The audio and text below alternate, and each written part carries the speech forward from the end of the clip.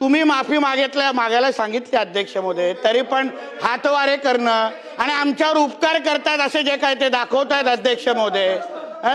उद्या काय हे लोकांना कोणाच्या त्या औरंगजेबाला खुश करण्यासाठी, त्या टिप्याला खुश करण्यासाठी हे कार्यक्रम करतायत का?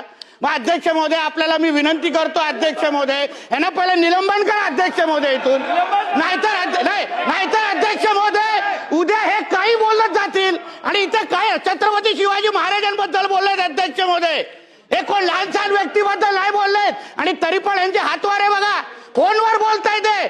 अब्दुल काय उपकार करतायत का? एवढं बोलायचं ना, जाऊन बोला ना त्या टिप्या आणि औरंगजेबाबद्दल।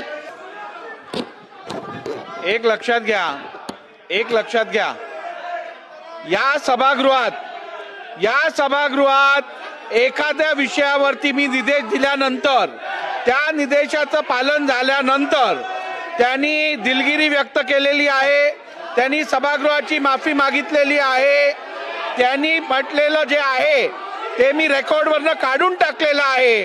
त्यामुळे आता आपण याच्यात पुढे जायला पाहिजे, आता आपण कामकाज पुढे न्यायला पाहिजे।